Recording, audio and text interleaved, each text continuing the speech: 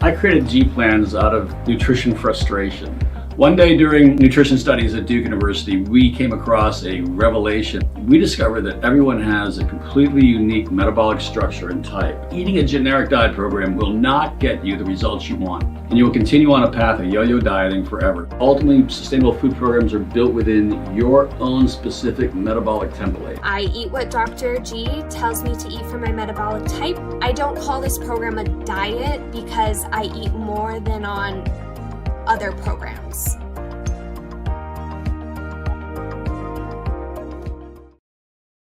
Hello, welcome to our presentation today. Thank you so much for tuning in. Today's presentation topic, we're going to be talking about how to make eating healthy a bit more affordable. So something very, very important. Of course, we need to prioritize these goals that we have. We want to focus on getting quality nutrition and really good quality food. But sometimes we need to reduce our budget, and food is also tending to get a little bit more expensive as well. So these tips today are going to hopefully help you to learn some ways that you can kind of cut some corners, reduce your budget, and also reduce food waste in turn as well. So do see here, thanks so much, Linden Hospital Complex joining in. Good afternoon to you as well. We're about to get started here with the presentation. Please, throughout our presentation, any questions that you have come up, please feel free to add those to the chat box, and I love to take those at the end here today. So we'll get started here in just a moment.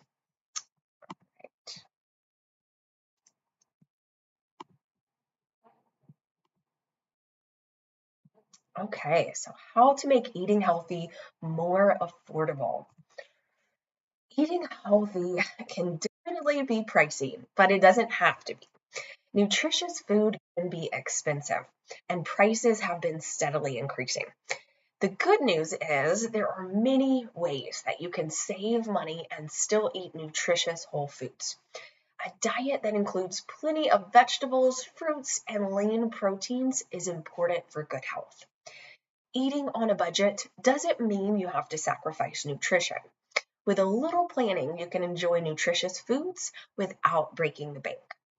Today, we're going to discuss ways that you can stay on track with your goals and ensure that you're eating a balanced, nutritious diet while saving a bit on your grocery bill as well. So, number one, this is so important.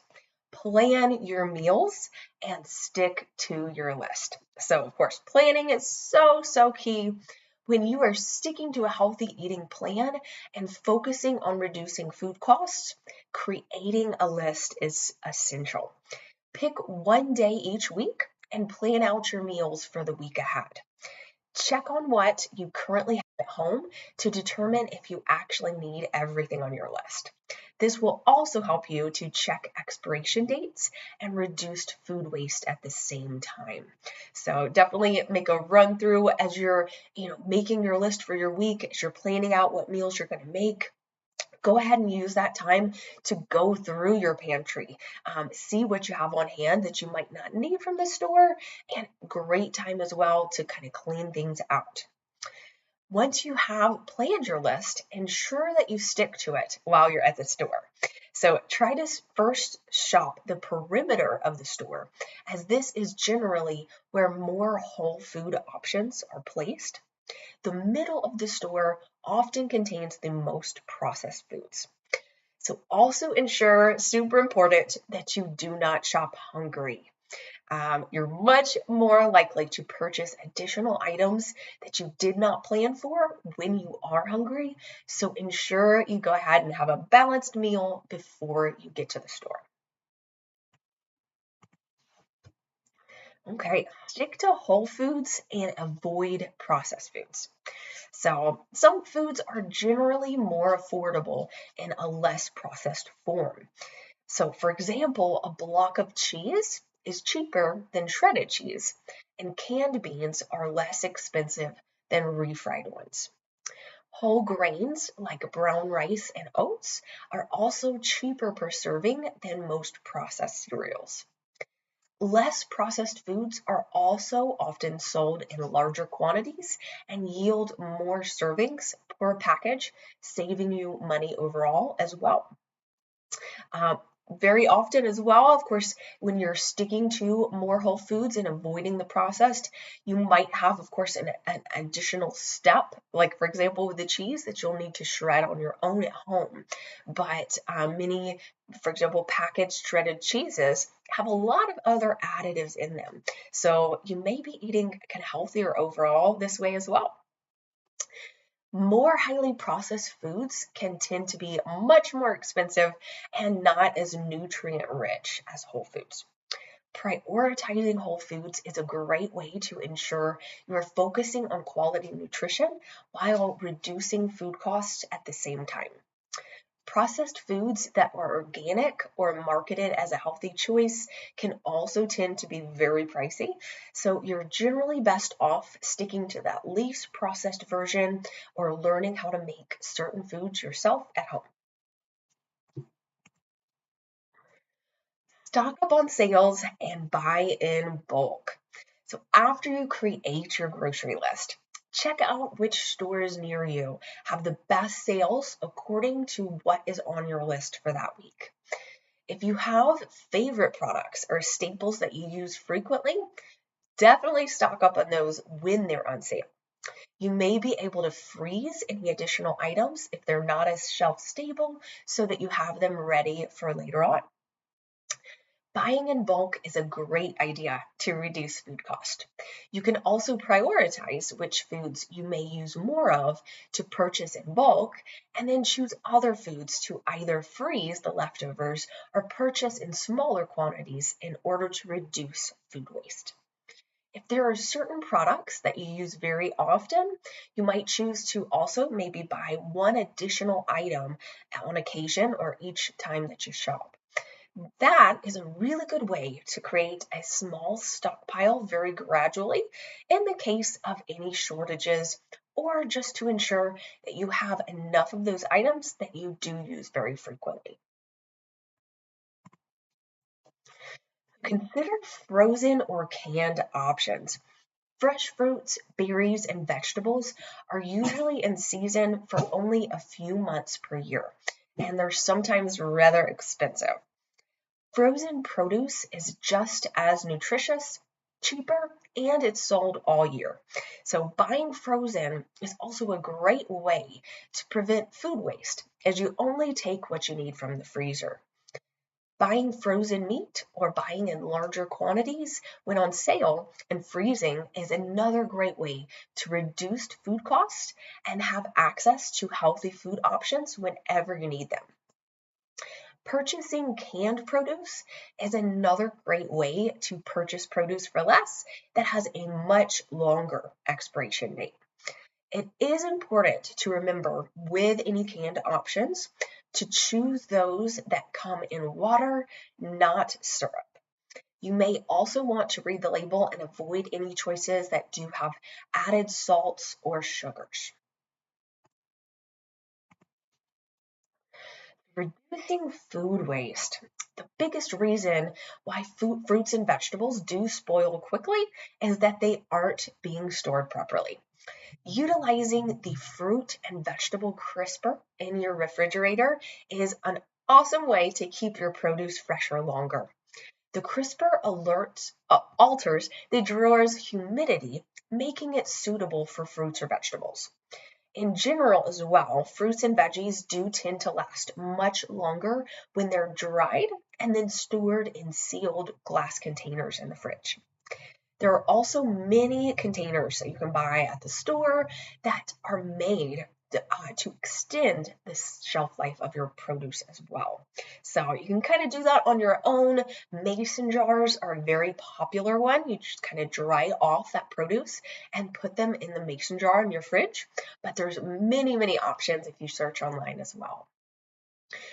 Freezing produce or meat that is approaching its expiration date is another great way to reduce waste so that it is ready to be used at a later date. So if you get towards maybe the end of the week, you find that you have some meats and vegetables that are getting close to going bad, go ahead and throw them in the freezer. So you reduce that waste and you can have those for later. Other forms of food preservation like pickling, canning, or fermenting are other awesome ways to preserve extra food for later use. Starting out with forms of food preservation like this, starting out with maybe a simple pickle recipe is a really good place to start if you want to test that out. Support your local farmers, huge. Food prices have increased, and so have prices for farmers.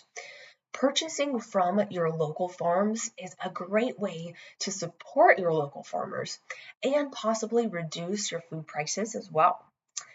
Plus, you're often getting fresher, higher quality food that can then also last longer. Checking out your local farmers market is a great idea, but sometimes this may not be the most cost-effective way to purchase locally. Research local farms around you. Very often, you may find that prices are lower when you pick up food directly from the farm. CSAs are another great option where you sign up for a subscription through a local farm and receive a selection of seasonal produce each week through the farming season. Another great idea as well is to start a small garden of your own. And so we've discussed in the past the dirty dozen list. This is another important one. So this can kind of help you to prioritize which foods may be best to purchase as organic and which foods you may not need to as much. Every year, the Environmental Working Group releases the Dirty Dozen. It's a list of the 12 non-organic fruits and vegetables highest in pesticide residues. One of the main concerns driving organic food consumption is pesticide exposure. So studying the Dirty Dozen list can help you to be able to prioritize which fruits and vegetables may be better to purchase as organic. So each year, of course, this list does change. The following that here is the list for 2022. So strawberries, spinach, kale, collard, and mustard greens, nectarines, apples, grapes, bell and hot peppers, cherries, peaches, pears, celery, and tomatoes. Generally, more fruits and vegetables that do have a thicker skin, like avocados or a watermelon, tend to have lower pesticide residues and may not be as important to purchase as organic, especially when you're looking for ways to reduce your grocery bill. So in addition to this list, you can also search, the Environmental Working Group does also come out with a list called the Clean 15. And those, of course, are a selection of fruits and vegetables that tend to have the lowest pesticide residues. All right, and that brings us to the end of our presentation today. I would love if you have any great tips and tricks that help you to afford healthy whole foods and help you to save a little bit of money at the store. Please share with me. I would love to share what works for you. So please add those to the chat box at this time and any questions that you may have as well. All right.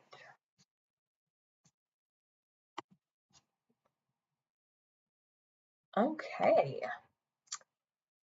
All right. Well, I don't see any questions just yet. I hope this presentation was very helpful to you.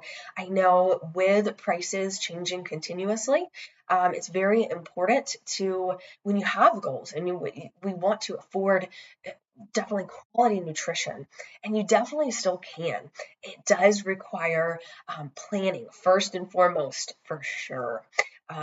If you are a member, of course, with G Plans, we do a great job there. You'll always have a grocery list ready for you. So that does help to simplify things. You already have that list ready to go. So first and foremost, plan ahead, make sure you have your list, and make sure you utilize things like freezing food, buying in bulk, and reduce your food waste. You can ensure that you can use that later on. Again, hope this was very helpful to you today. Next week, we are going to discuss more in detail alcohol and its effect it can have on health and weight loss. I do see here, Pamela just said, I shop at Costco and Sam's Club and share the cost with family. That's awesome. Yes, I've done that before as well. If you're able to go with your family that has a membership as well, it's a great idea. Purchasing certain items, especially ones that you use very often in bulk, from example, Sam's and Costco, is an amazing way to save. Ketra says, I end up freezing bananas and using them for smoothies. Oh my, I love frozen bananas. They work so great. You actually, in a smoothie, very often don't even need to add ice. Having that frozen banana does a great job to even kind of thicken that smoothie for you. So a great, great idea. And of course, your bananas can go brown very quickly. So as soon as you see them doing that, go ahead and throw them in the freezer. I see Gratitude says, what exactly is a CSA? It's generally just a partnership, a membership through a local farm.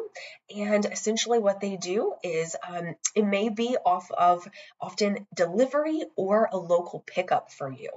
And that is a box of their assorted produce, whatever's fresh at the time. And so you get a very, very fresh assortment of seasonal produce at a regular intervals. So even again, if you don't end up using everything in that box, you can always freeze those and have that very fresh seasonal produce for later on. All right.